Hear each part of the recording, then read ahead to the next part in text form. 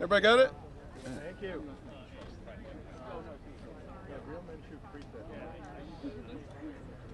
Hey, morning. What's going on? John, What? now you're in second row. Where's the same original spot right here? Okay, cool. Well, I'm going to stand where she's standing. I got you. Yeah, sorry.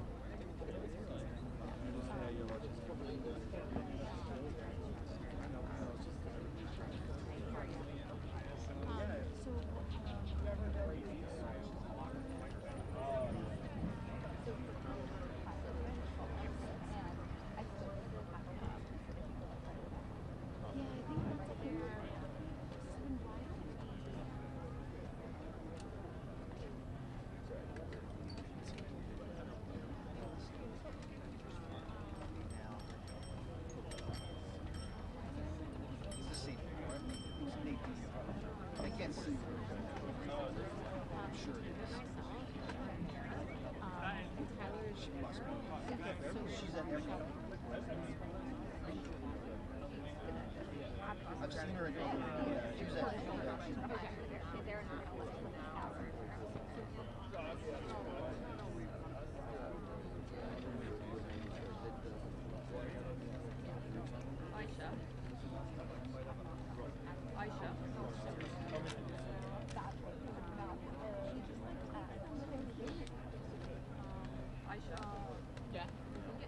she was at Just tell Sean I'm gonna get into our lab.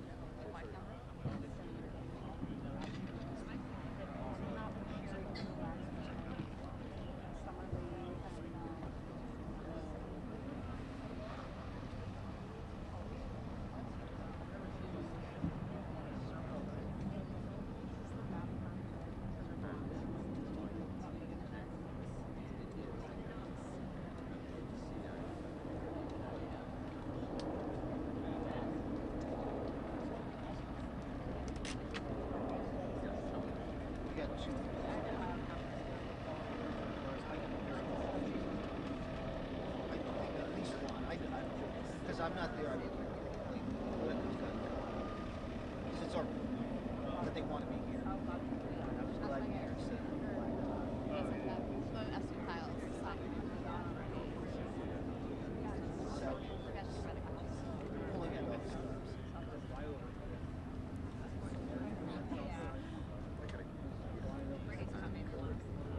Yes, that's great. Thank you, Linda. And I'll be in touch in the next couple of months.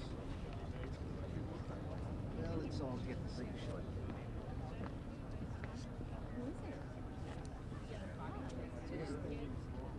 Yes, I will go with you. No problem.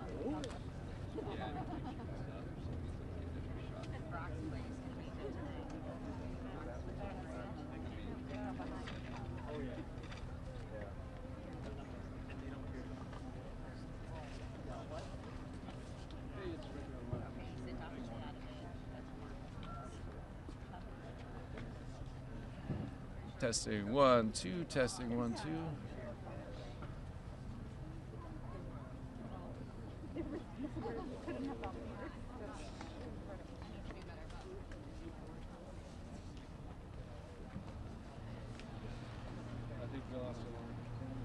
Good morning.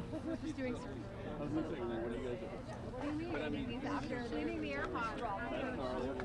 My freaking boyfriend, after hearing me tell the story of some of the AirPods, took my AirPods to a grocery store.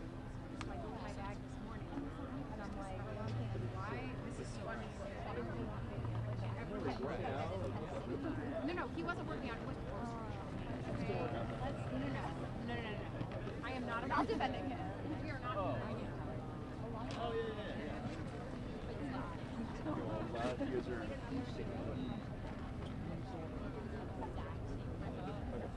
I think just so where do you want me to sit? so we're going to be over in this little triangle area behind it, kind of way there. Awesome. And, yeah, so. perfect. Cool. Oh, yes, the new one. I'll let you guys do that. Helping to, you're like, I'll let you finish that gross endeavor that you're a part of right now. I realize I'm out there. Really trying not to. Oh, yeah.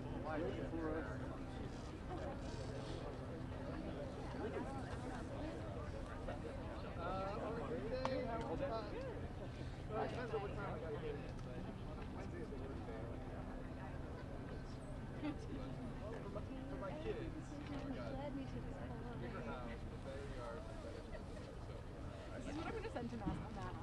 These 3 Lysol wipes and just show him that this is what the crime shows do. But I'm compensated. The answer, I just want to be clear, is no. No, I know, and I think that's the lesson that I learned at this stuff. At this point, I just stop if people don't have anything. People don't have anything. Also, like the idea that none of these other correspondents, the idea that none of them.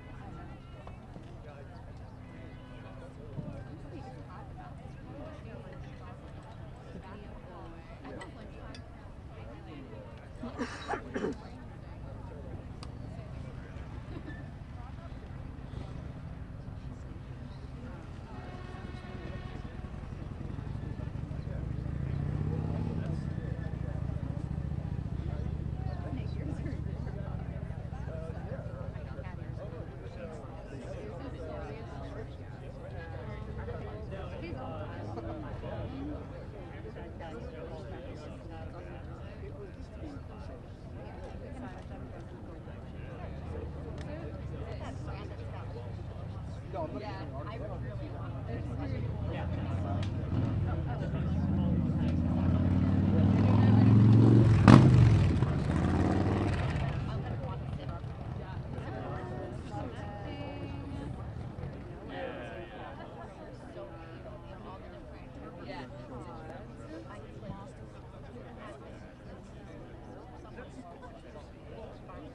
You can say it out loud, John. Big inflatable.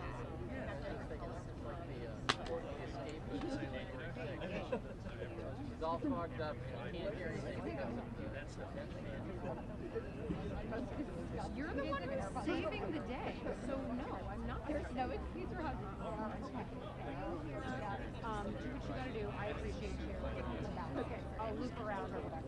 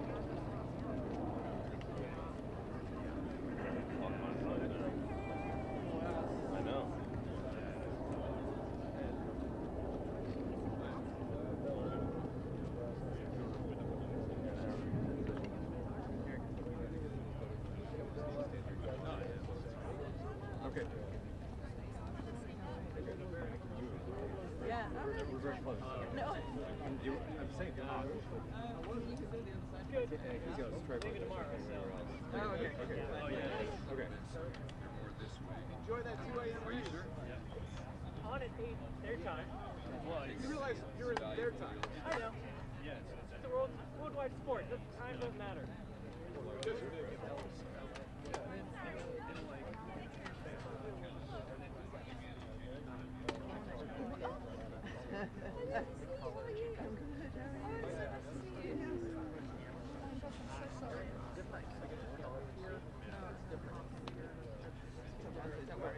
But I am around the 6 days. It was a moment where I was not.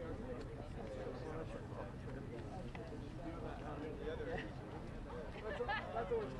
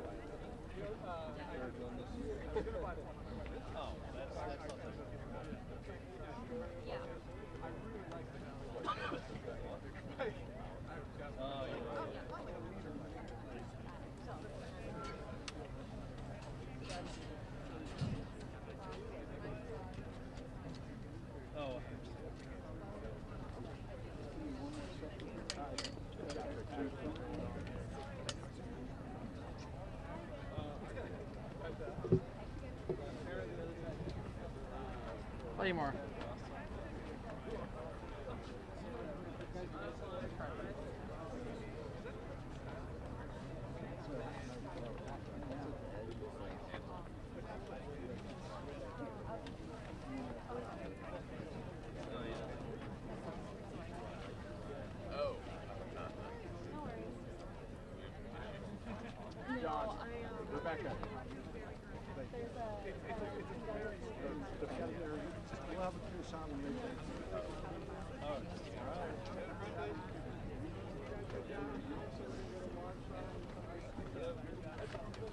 Bill.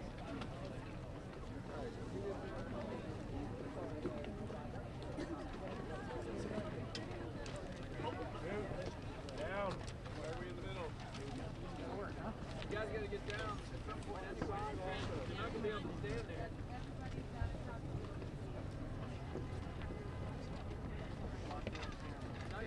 Hey, the camera's behind you. Gee, I would have never thought of it.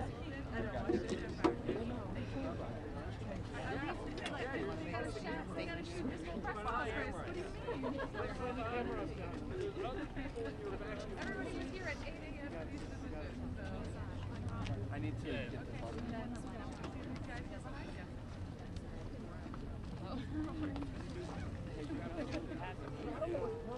You're going to move. Hey, gallery?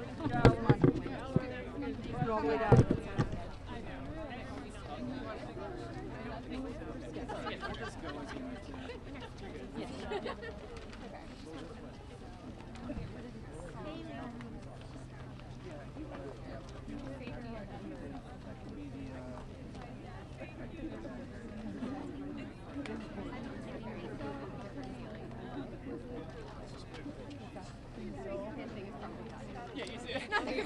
Not the crowd.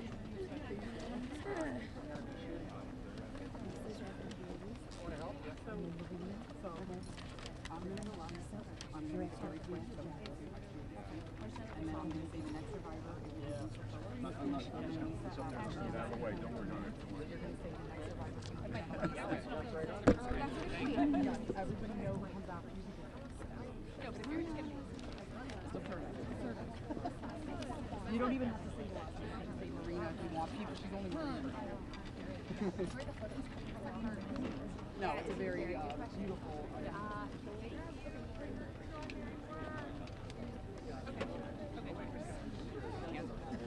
I know. I left my pardon. Not for you.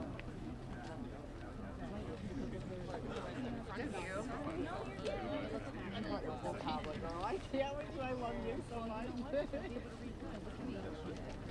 I couldn't read off my phone to mom was so small at the time. No, that's exactly the same. How are y'all? Writing a speech at work. Wanted to try something new and something different. How are you? Can I hug you? Thank you so much for all that you're doing. Thank you for everything you've been doing. Thank you. I appreciate it. Thank you. Whenever see you all. Hi. Do you want to speak or do you want to? It's up to you. Just what is it? Gabby has 2 minutes. Yeah, good. Yeah, that'd be Good. great. Okay, I appreciate it, Rose. Thank you. Thomas? Let her go before me. Whatever order, Whatever. guys. Okay. No, you're Okay. She's gotten in enough trouble. I'm looking forward to you, girlfriend. Are we ready? Yeah. Great to see you all.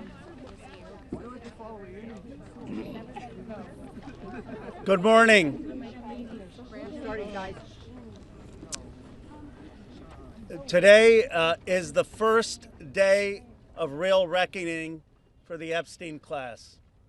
We're here to stand with forgotten and abandoned Americans against an Epstein class that had no regard for the rules or the laws. Look, this is one of the most horrific and disgusting corruption scandals in our country's history. You had Jeffrey Epstein, who literally set up an island of rape, a rape island. And you had rich and powerful men, some of the richest people in the world, who thought that they could hang out with bankers, buy off politicians, and abuse and rape America's girls with no consequence. Because survivors spoke up, because of their courage, the truth is finally going to come out. And when it comes out, this country is really going to have a moral reckoning. How did we allow this to happen? There should be no buildings named after people in this Epstein class. There should be no scholarships named after them. They shouldn't be enjoying the perks of being affiliated with corporations or universities or writing op-eds or being lionized. And many of the survivors will tell you some of these people still are celebrated in our society. That's disgusting. There needs to be accountability. I want to recognize first and foremost the survivors. They are the ones who made today possible. Many of you had forgotten about this issue, and frankly, for decades we have not done enough about this issue, and it's only because of their advocacy, them coming here to the Capitol. They showed up here time and again, and on September 3rd, that the country started to pay attention. And I also want to thank the courage of two of my colleagues in particular. Both of them have suffered, as you know, extraordinary political consequences for what they did. One, my colleague, Congressman Thomas Massie. This would not have been possible if he hadn't led the discharge petition that got 218 signatures and is going to force a vote in the House of Representatives. And this would not have certainly been possible if it were not for the courage of Marjorie Taylor Greene. She signed the petition, and I would keep texting Thomas, is she going to drop off? Is she going to drop off? Because there was so much pressure against her, so much attacks against her. But she stood with the survivors. For Thomas or me, this has never been political. This is not about questions of Trump or Biden. This is a question of doing the right thing for survivors. We're going to get a vote today. I expect an overwhelming vote in the House of Representatives, and I don't want the DC swamp playing any games. They need to pass this in the Senate, and they should not amend it. President Trump has said he would sign the Epstein Transparency Act. It's going to get overwhelming support in the House. It should go straight to the Senate, and it should be signed. No amendments, no adding loopholes. Justice is long overdue. And I want to hand it over to my colleague, Representative Thomas Massie.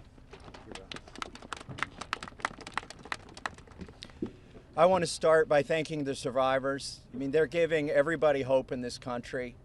There are survivors of other sex crimes in this country wondering if they should come forward. They're clouded with shame and concerned that law enforcement will do nothing.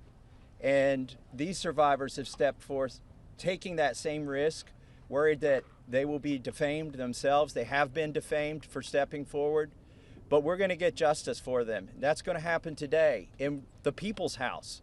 The founders set up our government with 3 branches and 2 branches of Congress. And I don't think it's any coincidence that this fight is being started and it's being won in the House of Representatives. I have people, other survivors of other sex crimes, who come to me and say, thank you, you give me hope, you give us hope. There is hope here. We fought the president, the attorney general, the FBI director, the Speaker of the House, and the vice president to get this win. But they're on our side today, though. So let's give them some credit as well. They are finally on the side of justice. And as Rose said, don't muck it up in the Senate. Don't get too cute. We're all paying attention. If you want to add some additional protections for these survivors, go for it. But if you do anything that prevents any disclosure, you are not for the people and you are not part of this effort. Do not muck it up in the Senate.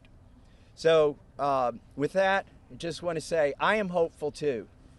I didn't know that we would succeed when Ro and I started this effort. Most discharge petitions never make it, maybe only 4%.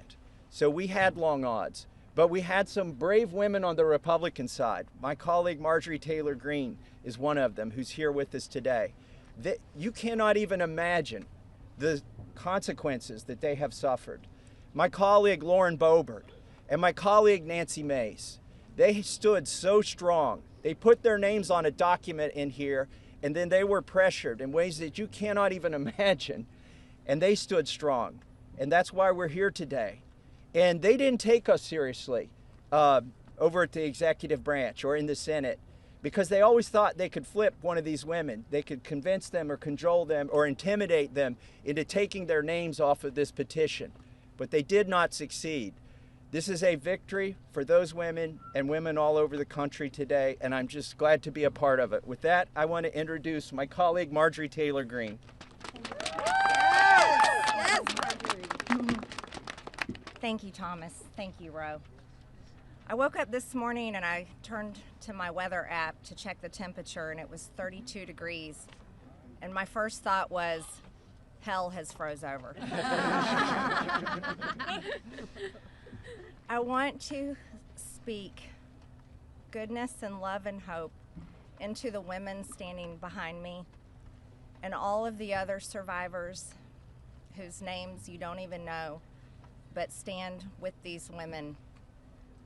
They are survivors, and they are strong, and they are courageous, and they are daughters of God. They are not victims. These women have fought the most horrific fight that no woman should have to fight, and they did it by banding together and never giving up. And that's what we did by fighting so hard against the most powerful people in the world, even the President of the United States, in order to make this vote happen today. I was called a traitor by a man that I fought for 6 years for. And I gave him my loyalty for free. I won my first election without his endorsement, beating 8 men in a primary. And I've never owed him anything, but I fought for him for the policies and for America first. And he called me a traitor for standing with these women and refusing to take my name off the discharge petition. Let me tell you what a traitor is. A traitor is an American that serves foreign countries and themselves. A patriot is an American that serves the United States of America and Americans like the women standing behind me.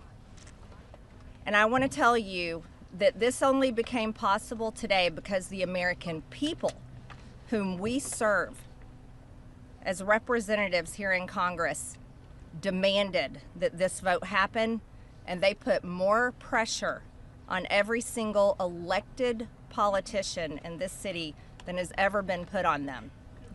And today you are going to see probably a unanimous vote in the House to release the Epstein files. But the real fight will happen after that. While I want to see every single name released so that these women don't have to live in fear and intimidation, which is something I've had a small taste of in just the past few days, just a small taste. They've been living it for years. But the real test will be, will the Department of Justice release the files? Or will it all remain tied up in investigations? Will the CIA release the files? Will a judge in New York release the information? That's information that needs to come out. And will the list of names that these women privately hold, and they hold it because of their fear in their heart of what would happen to them if they release it on their own, will that list of names come out? That's the real test. So I want to thank Thomas Massey and Ro Khanna for your bravery in doing something that is much needed in America, crossing the political aisle that has become bigger than the Grand Canyon in America. But these men crossed that aisle on behalf of these women. And that is more of what is needed today in America than ever in our history. So thank you so much. Who's next? Ro, I'll let you introduce. Thank you. Thank you. Thank you. Thank you, Marjorie, Representative Greene, for your courage and your words. Before I introduce our survivors, I just want to say that They will make their statements, and then you can ask questions of Representative Massey, myself, or Representative Greene, but we do not want people asking questions and cross-examining the survivors. They're here to tell their stories, and they should be heard by the American people with respect. Of course, Congressman Massey, myself, and Congresswoman Greene would be happy to answer questions after that. With that, let me introduce the survivor who's helped organize a lot of this, and will be telling her own story and introducing the other survivors. Haley Robson, thank you for your courage and leadership. Absolutely, thank you. Oh, good morning. It's a little chilly coming from Florida, not used to it. I want everybody to take a look. I know everybody sees us today as grown adults, but we are fighting for the children that were abandoned and left behind in the reckoning. This is who you're fighting for. This is who Congress is fighting for. This is who the House of Representatives are fighting for, and hopefully the Senate will fight for us too. I want to kick this off right, and I want to address Marjorie Taylor Greene, Thomas Massey, and Rokana. I want to express my gratitude for all three of you, and I know, Rokana, we spoke earlier. This is an incredible thing that I'm watching as a Republican, and this is non-political, but for you to go against your own party and to be ostracized, there's no place for political violence, there's no place for intimidation, and I can say firsthand, stepping out against Epstein and his crimes against children, we have all experienced that ourselves. So for you to knowingly put yourselves at risk and put your career at risk is unbelievable to watch, and we are so grateful. I also want to make a proposition for Marjorie Taylor Greene, because you've been an advocate for this. If you decide to read those names on the House floor for immunity, I will be more than happy, no security needed. I will stand beside you. I will hold your hand. I will hold your coat in solidarity with you. And on top of that, I did talk to Jayapal, who said she would be more than happy to read those names too on the floor with all of us. It's time that we put the political agendas and party affiliations to the side. This is a human issue. This is about children. There is no place in society for exploitation, sexual crimes, or exploitation of women in society. There's no room for it, guys. We're not having it. And to the President of the United States of America, who is not here today, I want to send a clear message to you. While I do understand that your position has changed on the Epstein files, and I'm grateful that you have pledged to sign this bill, I can't help to be skeptical of what the agenda is. So, with that being said, I want to relay this message to you. I am traumatized. I am not stupid. I am traumatized. I am not stupid. You have put us through so much stress, the lockdowns, the halt of these procedures that were supposed to have happened 50 days ago. The Adelita Grijalva who waited to get sworn in, and then get upset when your own party goes against you because what is being done is wrong. It's not right. For your own self-serving purposes, this is America. This is land of the free. Land of the free. In 1863, we have a woman on top of the Capitol building represent freedom. I do not feel free today. I don't know if the women behind me feel free today.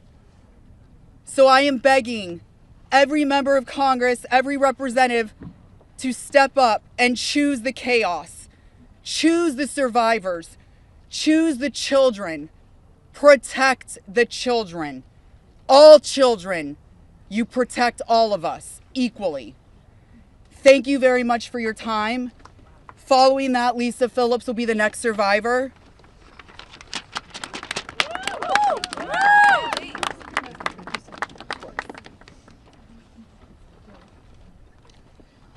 Good morning. My name is Lisa Phillips. It's an honor to stand here again for something America is finally united on: the immediate release of the entire Epstein files. In a divided nation, this is one demand we all share. Last time I stood here, I made a promise to all survivors watching. If those in power refused to release the truth, we would start uncovering it ourselves. For anyone who doubted that moment has already arrived. Since that day, More survivors across the country and around the world have reached out. Text, emails, DMs, firsthand accounts, and evidence. Many are women who were abused or trafficked through the international modeling pipeline Epstein built, promising visas, apartments, opportunities, futures, while exploiting their dreams for abuse. Most are still terrified to speak publicly because the men involved are powerful. They're connected, and as we know, they're protected. For too long, survivors have watched others speak for us. And while we are grateful for our allies in Congress on both sides, we've realized something. This fight belongs to us. We lived it, and we know the truth. And we will not wait quietly for institutions to decide when we're allowed to speak.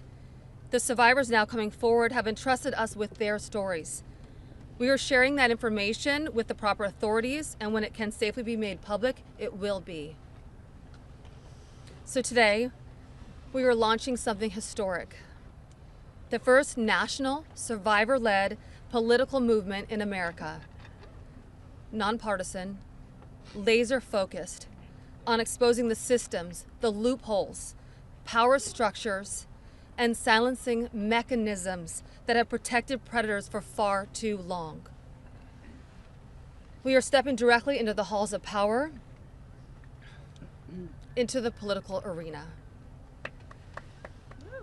We will help rewrite laws that failed us and build protections for our nation's children together, targeted by sexual exploitation. Together, today, survivors begin our own fight, the survivor revolution.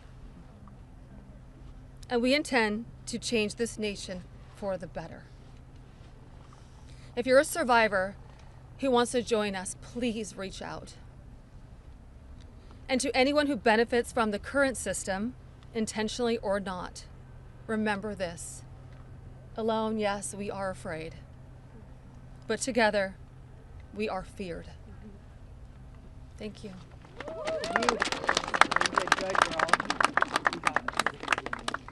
Hello, everybody. I am Jenna Lisa Jones, and just as Haley, I would just like to give a little reminder that this was me at 14 years old. I was a child. I was in 9th grade. I was hopeful for life and what the future had held for me. He stole a lot from me at 14. So just a little reminder there for everybody. Sorry. So,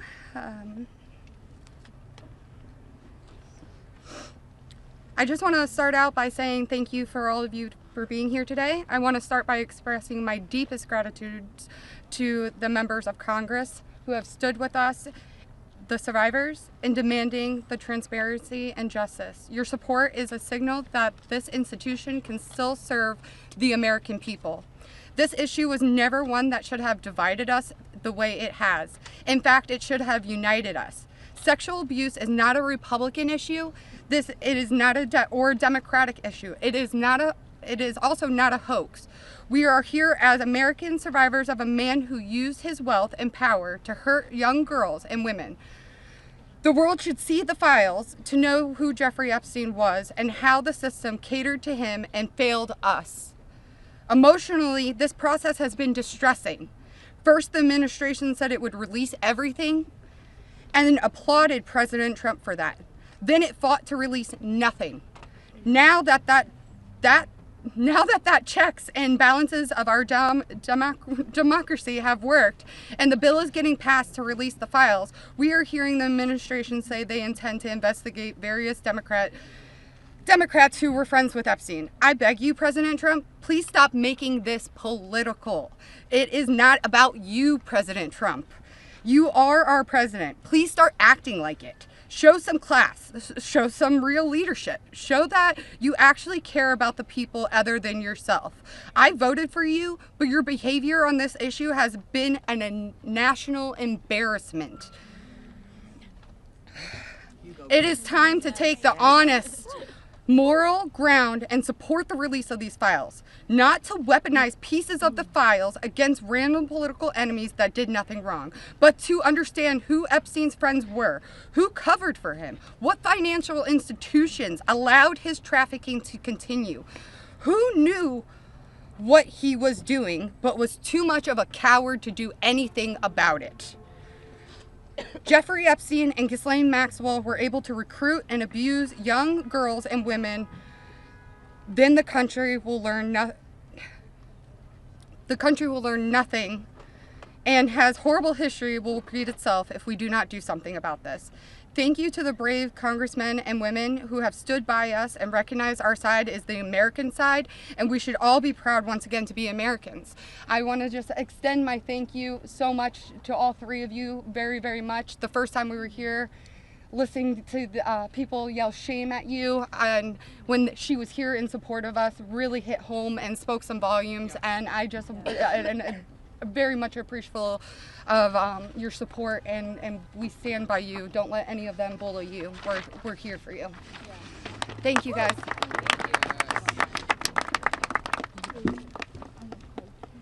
Wow. Good morning, everyone. Thank you all so much for coming together today and taking the time to listen to us.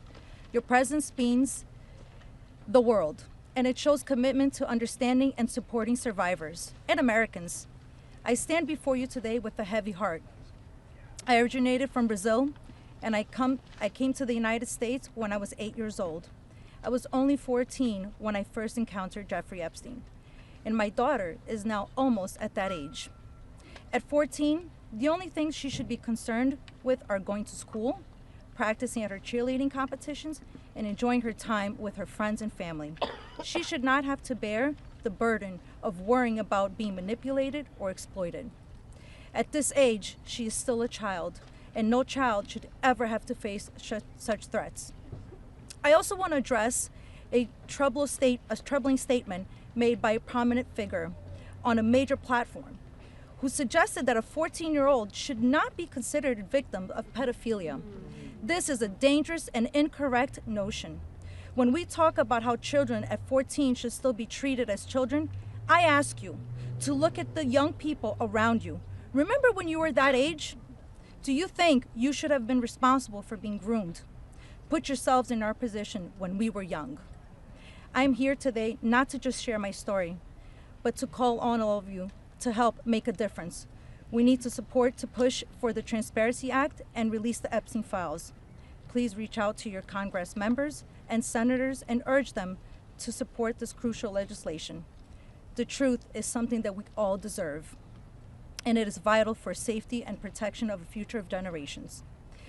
Think about all the young people in your life, your daughters, your nieces, your friends. Let's stand together and ensure that they grow up in a world where they are safe and valued. I often wondered, why did this happen to me? And then I realized, God only gives you what you can handle. I'm here for a purpose, and that purpose is to make a difference today. So, let's stand together to protect our children and our peace. Thank you. Yes.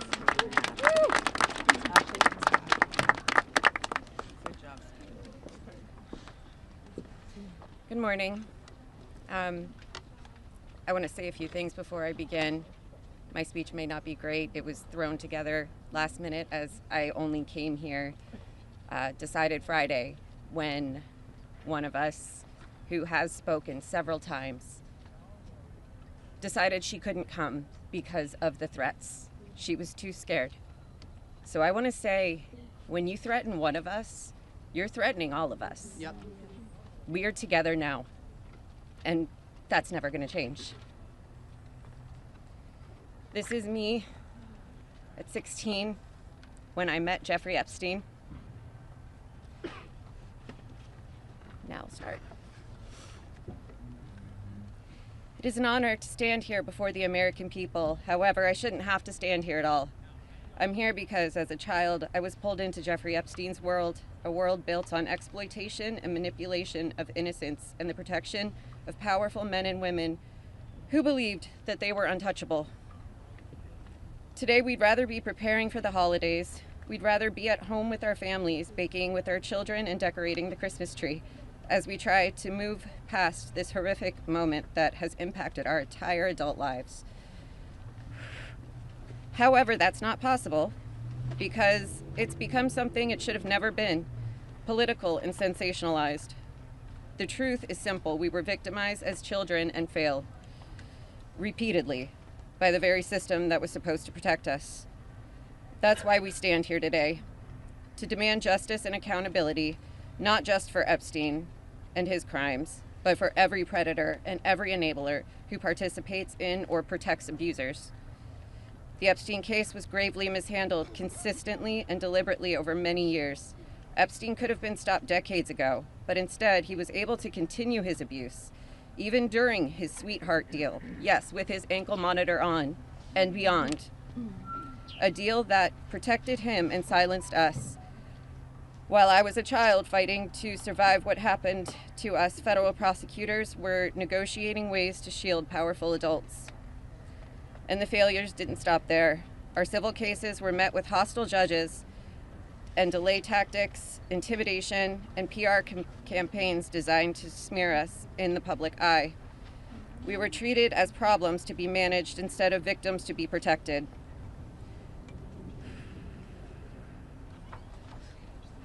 Today, something has changed. Individually, our voices were whispers. Together, they've become impossible to ignore. We are encouraged to see elected officials from both parties, thank you, come together and finally take action to release the files. I'll leave it there. Thank you. Good job. Yes. Good morning. My name is Wendy, and I'm standing here today with a truth that still scares me to say out loud. I'm gonna put this down because I can't hold both, as you guys saw, but that was me when I was 14 when I met Jeffrey Epstein. None of us here signed up for this political warfare. We never asked to be dragged into battles between people who never protected us in the first place. We are exhausted from surviving the trauma and then surviving the politics that swirl around it. When survivors travel to speak, to advocate, to stand for the truth, we do it with our own money, from our own pockets, carrying our own fear, shaking in our own bodies. There is no team, there is no paycheck. It's just us hoping our voices make a difference. And it puts a pit right in your stomach because you know you're standing on the right side of history. Yes. But standing on the right side of history is not a comfortable place to be. Yep. It never has been. And in a sick, heartbreaking way, it's an honor to show up, an honor to speak here, and an honor to stand in light when the world tried to keep us in the dark. And what keeps me standing is, even with all this fear, I have a 14-year-old daughter myself, the same age I was. And when I look at her, I see the little girl I used to be, the one that no one protected. My greatest fear in this entire world is history repeating itself. And I will do anything, absolutely anything, to make sure that she has to never be one of these girls standing in front of a crowd like this today in her life. So today, from the safest and bravest places inside myself, I am asking Congress, please pass the bill. Please release the records. Stop making survivors fight alone for the truth that should have protected us in the first place. To the representatives that support us, thank you. Thank you for standing beside survivors so we don't have to face this fear alone. Thank you for choosing what is right over what is easy. And every survivor who is scared right now, your fear is real. Your courage is real, and even though we're terrified, we keep showing up. Because someone has to tell the truth. Someone has to protect these children. We deserve safety then, we deserve it now. And we are done being afraid so others can stay comfortable. So with that, I want to say thank you guys for having us. And I just hope that people can remember that As survivors, our story never leaves us, but the choice that you make to pass this bill, your career is in front of you, and that choice will follow you. Everybody will know. So, thank you. Good job. Well said, Cindy. You're incredible. Hello, everybody. My name is Danny Bensky. This was me at 17 years old. Oh, I'm sorry. Coming from the dance world, I was recruited in 2004 after a systematic breaking down where Epstein leveraged my mother's brain tumor scans. He threatened me to withhold care for her. He trapped me in a year-long cycle of abuse. The last time I was here in Washington, D.C., I talked about being a part of this beautiful mosaic of women behind me, and they are exactly that. They are a beautiful mosaic of energy and passion and love and life. I am one story of 1,000. Think of that number, 1,000. I spoke of how big our hopes and dreams once were, and I talked about how they were completely shattered at the hands of Ghislaine Maxwell and Jeffrey Epstein. Now, I look at this amazing community behind me. They are survivor sisters. We are together. We stand together in this. And I realize that we are a representation of women across America. We come from different backgrounds. We have different religions. We are different races, different creeds, different ethnicities. We have different political affiliations. Some of us don't want to be political at all. And yet we stand here together for this cause. We're united in the call for transparency, complete transparency, to find justice. Justice for our younger selves. These pictures that you see, they're real people. I wish I could go back and give my former self a hug and say, this matters and it's going to change, and mean it. We are standing here for justice for the youth of tomorrow, and justice for those who are no longer with us, like the beautiful, brave Virginia Giuffre. We understand that the road is long, but I implore you to stay the course, please. Living in an age where you can get news in 10-second clips on your phone, I know that this is a big task for us, but it's a very personal one for survivors. It's a very personal one for us as a country. So I'd like to ask you to try something right now. I'd like everybody to close their eyes or soften their gaze just for a moment, and I want everybody to think of a child that is close to them between the ages of 14 and 18 years old. It could be your daughter, it could be your niece, it could be a friend's kids, it could be you at a former age, it could be your mother at that age. But really envision that for a second, 14 to 18 years old. Once you think of that person, I want you to think about what they feel like. What is their energy? What do they smell like? What sound do they make when they laugh? Really think about that child, just for a moment. Now I want you to picture a pair of giant looming wooden doors and an overbearing marble landing. Those are the doors to Jeffrey Epstein's house. Do you allow that child to enter or not? If the answer is yes, you would allow entrance. You stand with predators. If the answer is no, then congratulations, you're on the right side of justice. Now you have homework. I am calling for the American people. You have homework. Call your congressional leaders. Call your senators. Please support this bill. Let's get it all released. Thank you very much.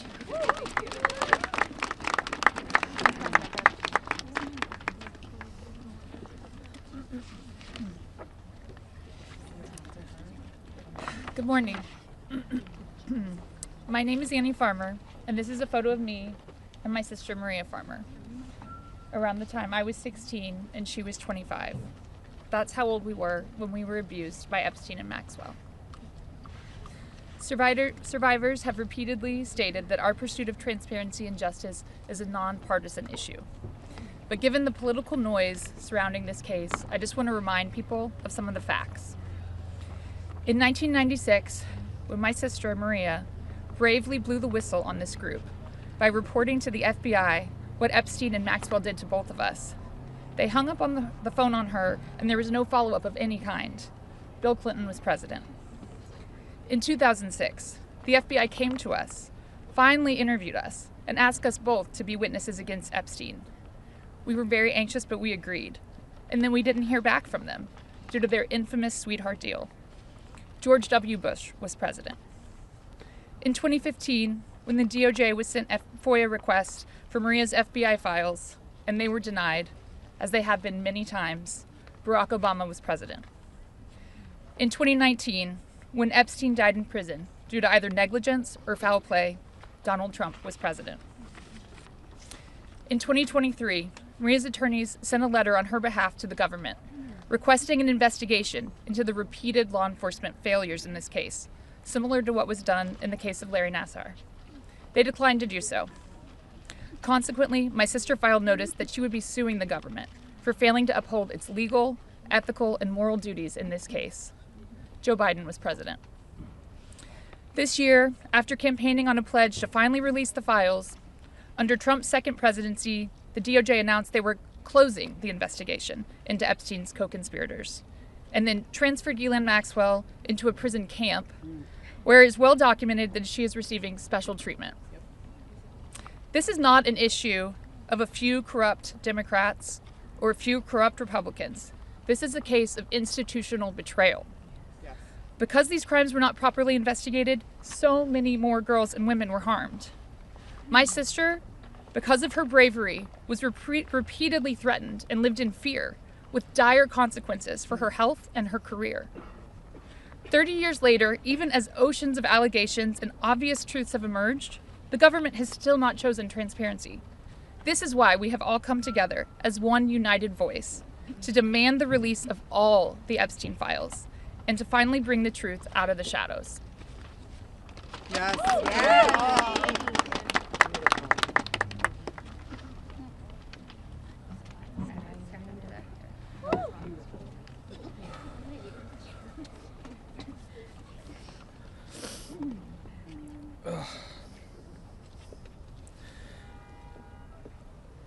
Ladies and gentlemen, esteemed members of Congress, and everyone gathered here today, I want to start by thanking the three of you. Thank you. It takes a lot of bravery to do what you're doing. We hear you. We see you.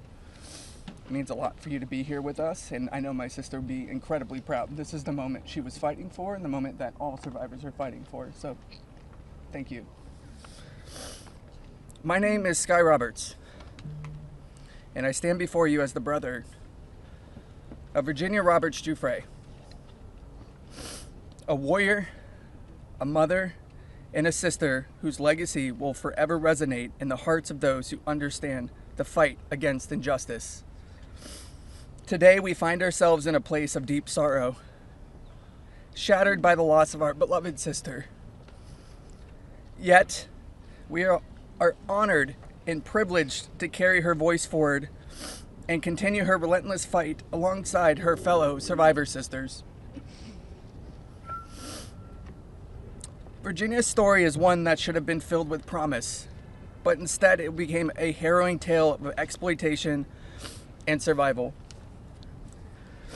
At just 16 years old, she took a job at Mar-a-Lago, believing she had secured a dream summer position. But that dream quickly morphed into a nightmare when Ghislaine Maxwell preyed upon her innocence. This isn't just the story of one girl. It's a story about the insidious nature of power and abuse, a dark chapter in our society that must be told. Virginia was no stranger to trauma. In her memoir, Nobody's Girl, she shares the painful truth that she had already suffered abuse at the hands of our father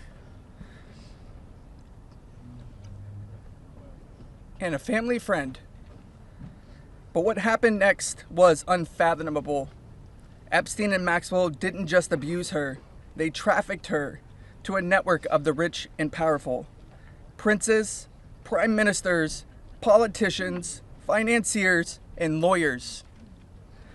These men committed unspeakable acts against her will, and against the will of countless survivors who stand united with us today. Virginia's strength was tested in many ways that most of us can hardly imagine. She was manipulated, coerced, and threatened, forced into complicity in her own devastation. She often spoke of psychological scars that ran deeper than the physical ones. From the start, she wrote, "They manipulated me into participating in behaviors that ate away at me, eroding my ability to comprehend reality and preventing me from defending myself. The most destructive wound they inflicted was that of forced complicity, a betrayal of self that was crafted by her abusers. But I stand here today to declare that their tactics of fear and intimidation did not work. Virginia's spirit could not be broken. She became a beacon of hope, a warrior, fighting not just for herself, but for every survivor who suffered in silence. She said, "I felt it was my duty to stand up to predators like Epstein and Maxwell. I would put my neck on the line to make sure my daughter never has to go through what I had to endure." These survivors, like Virginia, have transformed into mothers and strong women, fierce in the face of adversity. Many of them have daughters the same age they were when they faced their own abuse. They are determined to break the cycle, to shatter the silence that has kept so many in the shadows. Virginia quoted in her memoir, "There I was, as the mother of 3 children. I felt it was my duty to stand up to predators like Epstein and Maxwell. I mentioned to Ellie in particular,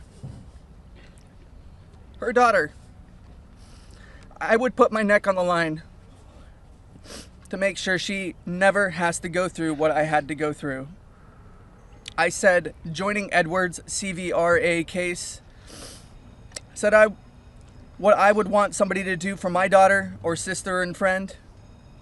In the end, I said, I was just trying to do the right thing. That's what I felt like I'm doing," I said.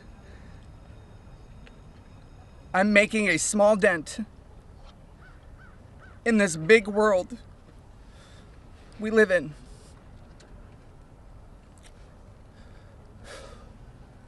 Well, sissy,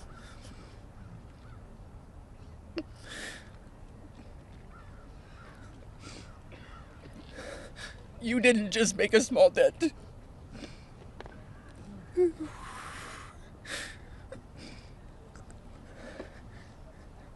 You made a monumental impact, a resounding statement that echoed across the world. You built an unbreakable wall, a barrier that will protect future generations from the horrors of abuse.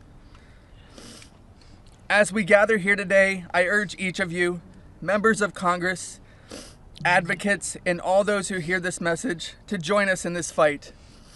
We demand justice, accountability, and support for survivors. And we keep getting asked this, what does justice mean, you ask?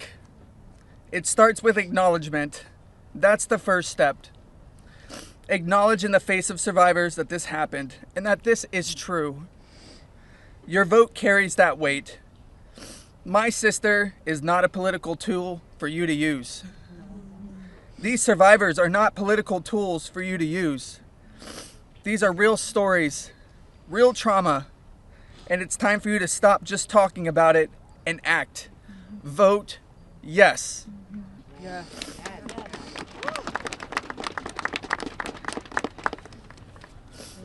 Virginia's legacy is not just hers.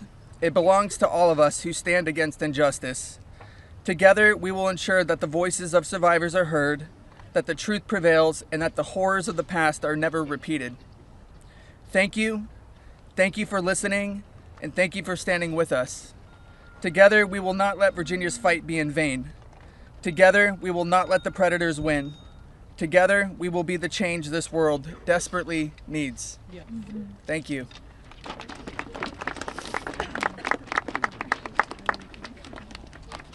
So beautiful.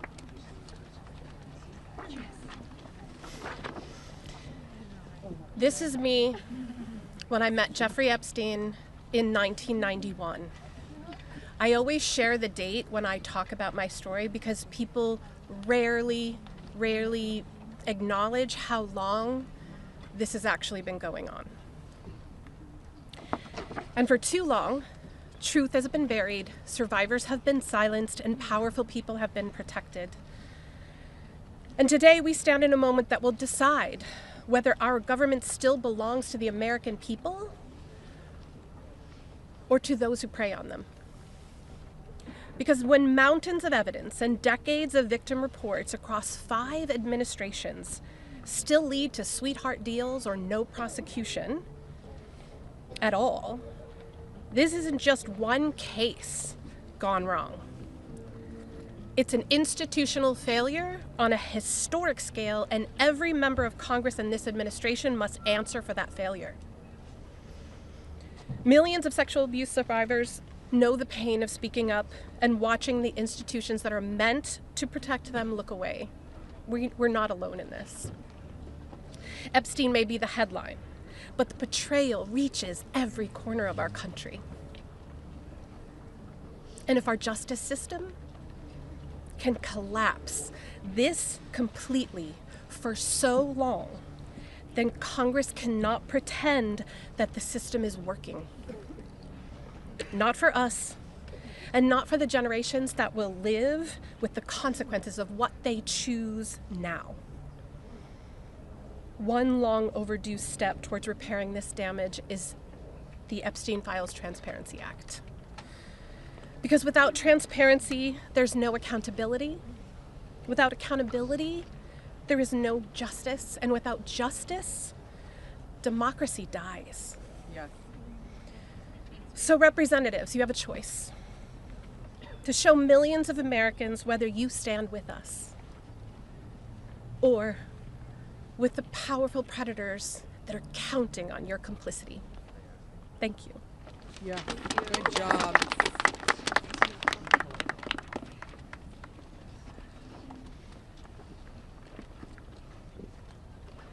Good morning. This is me. This was me. My name is Charlene Rochard, and I stand before you today not as a victim of rumor or conspiracy, but as a survivor of Jeffrey Epstein's abuse. Far too long, survivors like me have been dismissed, silenced, are told that our pain was exaggerated or fabricated. Let me be clear. This is not a hoax.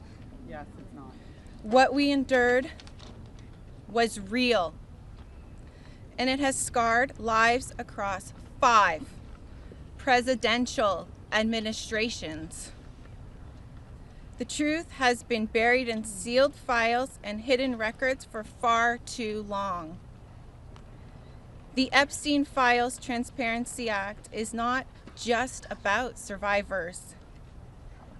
It's about America itself. How can we keep America great if the principles the nation was founded on, that power belongs to the people, is not protected? No one, no matter how wealthy and well-connected, stands above the law. If we cannot face the truth, then we betray the very ideals that defines us as a country.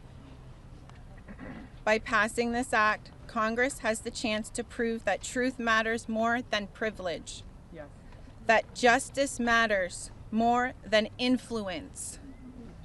And that America has the courage to confront even the most uncomfortable realities. This is not just about survivors. It's about every American who believes in accountability, fairness, and the promise of justice. I stand here today not only for myself, but for every survivor of Jeffrey Epstein's abuse who has carried this burden in silence, and for every citizen who believes that justice delayed is justice denied. Yeah. I want to thank Representatives Ro Khanna and Thomas Massey for standing with us. Thank you. And I especially want to thank Representative Marjorie Taylor Greene. Her unwavering support, her courage to stand with us and demand transparency gives us strength. Thank you. It shows that this fight for accountability is bigger than politics. It's about humanity, justice, and truth. This is about America's future.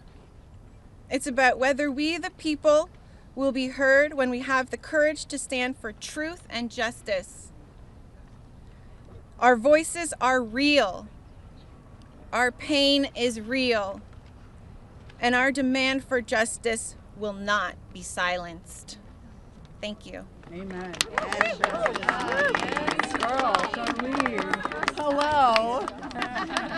Good for you, girl. You did amazing.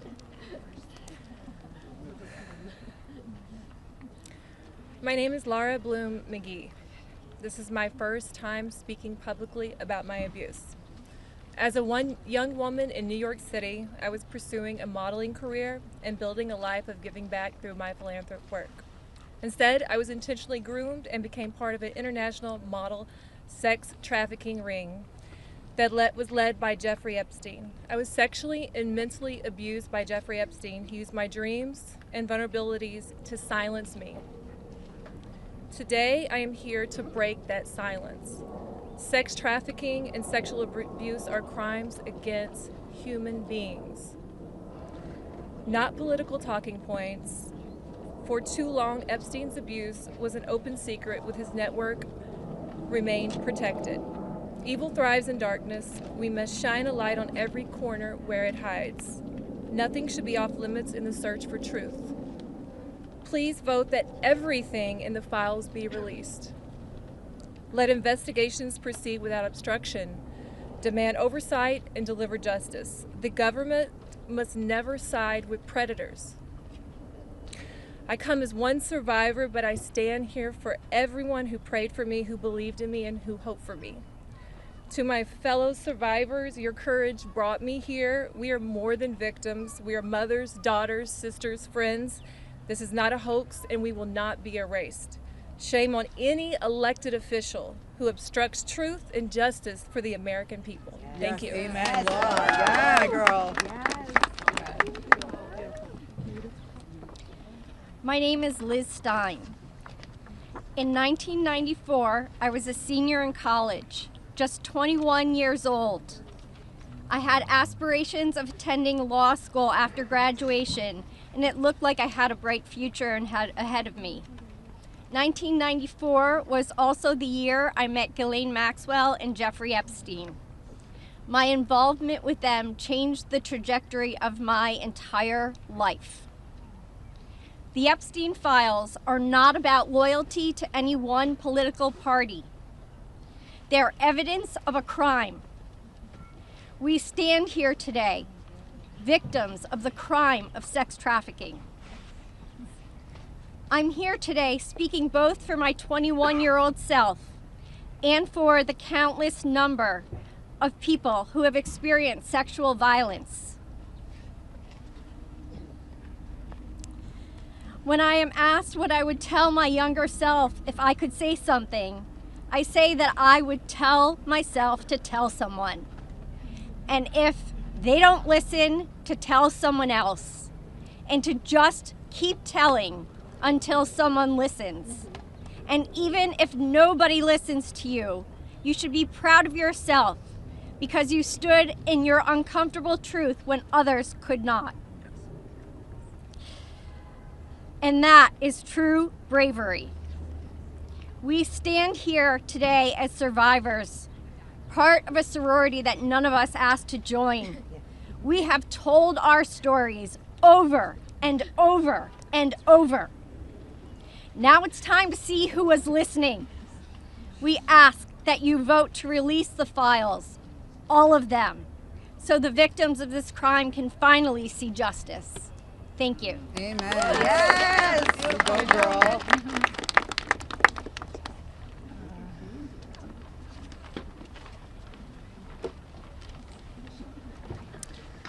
Well, hello, everyone, and I want to first say thank you for your ongoing leadership. I know it must not be easy thing to do, much like it's not easy for us to be doing this, so I guess we're in this together, so thank you so much. I feel like our courage has, we're reflecting, mirroring courage, because that's what it takes to do this, right? So this was me at 22 years old. I was not a child, technically, very young adult. I imagine most of you here can relate to the mindset and to be 22 years old. So today is a good day, and I thank God for that. It's widely and undeniably clear that our current political climate is quite rigid and seemingly at war with one another. This sets a stage. This sets a stage for voices, survivor voices, to get spoken over and drowned out by the political darts whizzing by. Not today, though. Today, our truth and our power have steadily risen up. We're at the peak. Our voices prevail today. Our voices initiated the coming together of both political parties. That's pretty big, I think. Republicans and Democrats, we all stand together today. We all stand together for justice, and we must continue to do so to protect the integrity of our country and our democracy. Truth and justice must prevail. The children today are those that will lead this nation one day. Think about that. What does that mean to each of you? If anyone doubts that this does not directly contribute to the fate of our country and democracy, I challenge you and I urge you to think again. Our voices are a fundamental pillar of future generations. Today, that's what we stand here for. Accountability, action, and justice. Let's get this vote done today. Let's send it through the Senate and straight to President Trump's desk for signing. I'd like to be there that day that he signs. I'm sure all of us would like to be there. Today is a good day, and let's keep moving forward.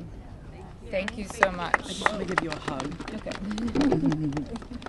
Hey guys, we're actually pressed for time, so we are not going to be taking questions going further. I bring back Rokana. He's going to do our closing conversation and comments. Well, thank you, Haley. Teresa is right. It's pretty big what the survivors have accomplished today. And I just want to say how eloquent, strong, and admirable they were. Let's give them a round of applause for their courage. Thomas and Marjorie and I will take a few questions from people. Go ahead. Is basically right now calling on the Senate to make revisions to this bill because he says it doesn't adequately protect the survivors, the victims that are standing behind you. Your response to that? That's been a red herring all along. The survivors have always been in favor of this legislation, and there's a provision in there you can read, if you would just read it, that protects them. Now, if he wants to offer more protections in the Senate, That's fine with us, but here's the problem. Now we have to vote on it again in the House. And so, as you heard, justice delayed is justice denied. It could be just another delay tactic. But we want to... Is that what you think? That's the motivation from the Speaker? I think the Speaker wants to save face. He's going to vote for a piece of legislation today that he's disparaged for 4 months.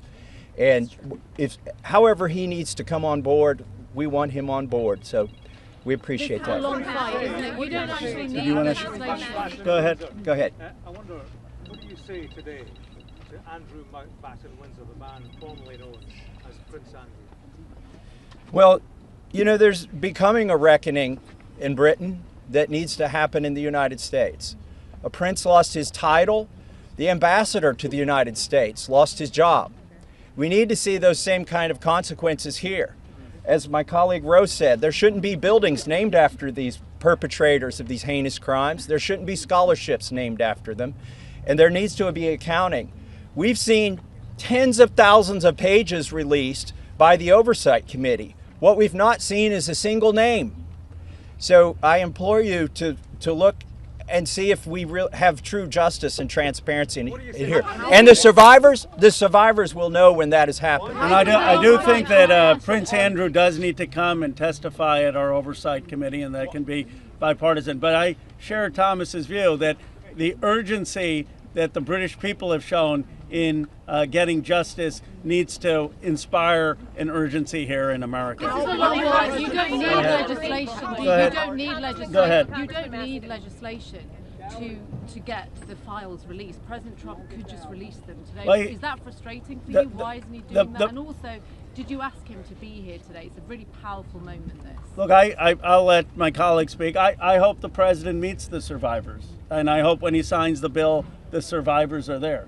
I don't care if I'm there, Thomas Massey is there, Representative Greene's there, but the survivors should be there. Didn't need it to but I hope he meets them, because I think if anyone who meets them and sees their emotion will be moved. And my goal is to get justice here. So I hope he will meet them and really hear what's happened and actually take action. But the broader point is, yes, the president could order the Justice Department to release the files, but what in a constitutional democracy, what we're supposed to have is Congress says that the files should be released, and then it's not on the whim of any president. Then the Justice Department is compelled to release those files because that's the law of the land. Have you spoken to any Republicans in the Senate who are looking to, move this forward? So Senator Merkley is a Democrat. He's led the exact same legislation that Roe and I introduced in the House. One Republican co-sponsored his bill yesterday, and I have spoken to at least one more who says they will co-sponsor.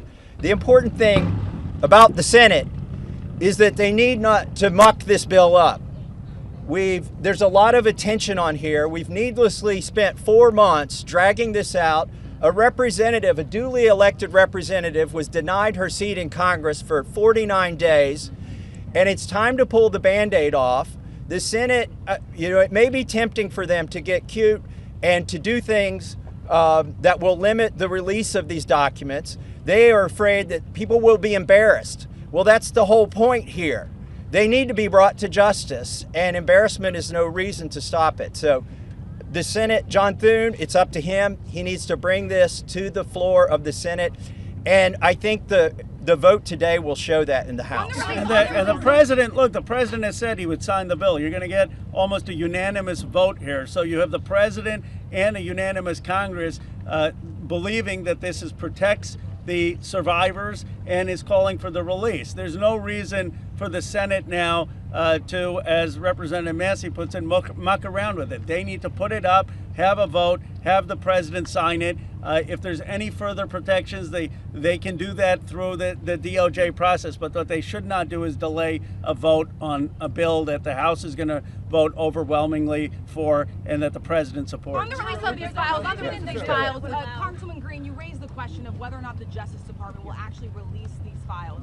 Do you take the president at his word when he says he's going to sign this bill, and do you have confidence that these files will actually be released? I only take people's actions seriously, no longer words. And what do you think the president's actions? And I'll tell you, because I wasn't a Johnny come lately to the MAGA train. I was day one 2015, and there's a big difference in those Americans and those that decided to support President Trump later on. And I'll tell you right now, this has been one of the most destructive things to MAGA, is watching the man that we supported early on, 3 elections, for people that stood hours, slept in their cars to go to rallies, have fought for truth and transparency, and to hold what we consider a corrupt government accountable. Watching this actually turn into a fight has ripped MAGA apart. And the only thing that will speak to the powerful, courageous women behind me is when action is actually taken to release these files, and the American people won't tolerate any other bullshit. That's where we are today. Thank you. Go ahead. 2 more questions and then we're around all day. Is this a watershed? How would you sum up today in terms of your battle to get to the truth?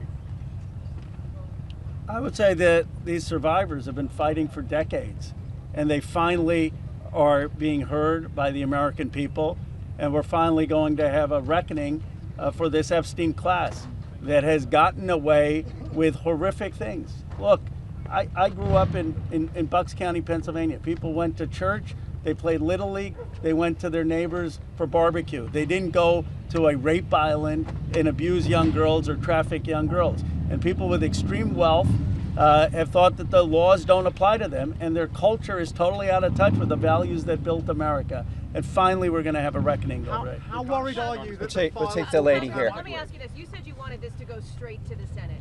What message does it send to the survivors behind you if the Senate doesn't act quickly to move this bill forward? Well, they're not here. They're not going to answer questions, so I'll answer a question. I prefer, actually, it goes straight to the president. He can release these files without the Senate acting. Sometimes they take a long time to get things done. The House figured out a way to take 4 months to get this done. I think it's disrespectful to the survivors if they delay this. There's nothing more important than cleaning out the rot in this country. And this is rot, and it's not a partisan issue. And the senators need to get on this. Yes, the economy is important. Yes, international policy is important, but there's nothing more important than getting to this rot and cleaning it out. They should put it at the top of their agenda. As you know, there's a provision in the bill already that would allow the DOJ to not release certain information if it would jeopardize an active investigation. And the president just last week ordered his DOJ to conduct an investigation.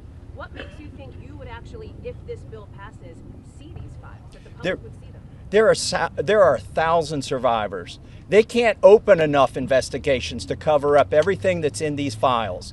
And yes, it's true they can try to protect a few certain people or a few certain companies, but those investigations will eventually end. And in the meantime, there's not enough investigations to cover up 1,000 different crimes, 1,000 different rapes, 1,000 different sex trafficking instances.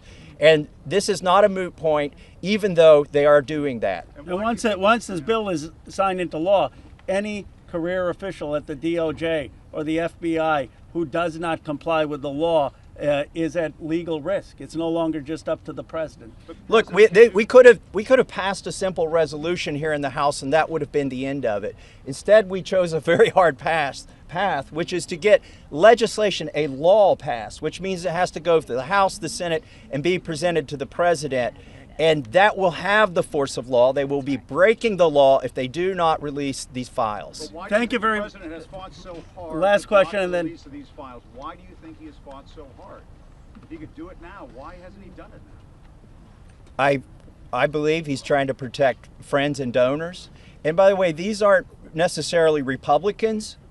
Once you get to $1 billion, you transcend parties. You just assume you can pay off whatever party is in charge of the White House, whatever party is in charge of the House of Representatives. And this is about those kinds of people. I think he's been trying to protect them. And I think it also incriminates our own government.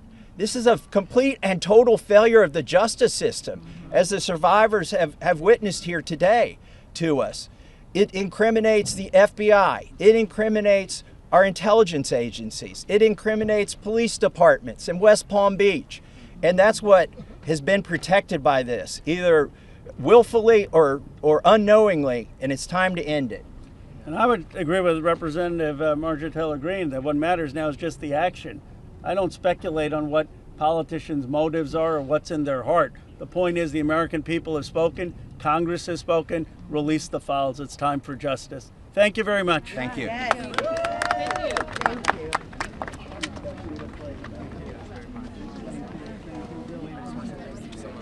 Very brave. Incredible.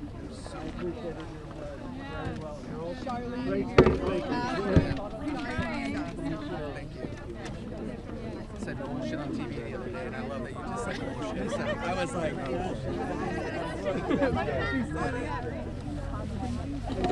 Ms. Taylor Greene? Ms. Taylor Greene, how is it to hear the victims today? Ms. Taylor Greene, how is it to hear the victims today?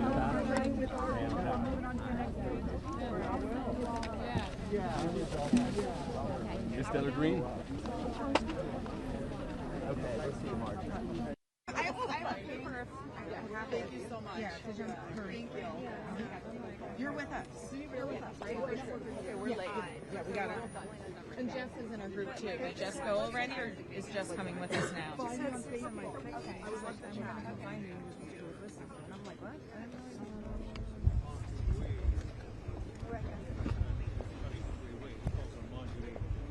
Traitor.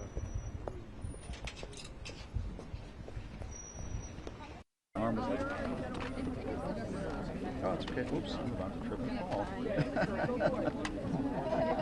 Representative Matthew, how do you feel hearing the victims today? Yeah, my face. Hey, get Thomas Massey. Did you speak with him? We're just keeping this one. Yeah. What were you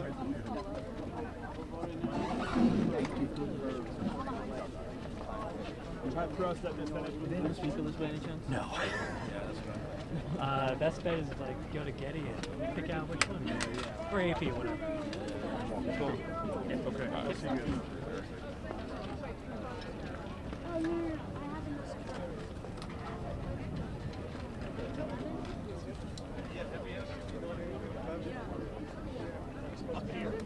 That's hilarious. I heard it. Wait, they're gonna have an the same thing against you. That's a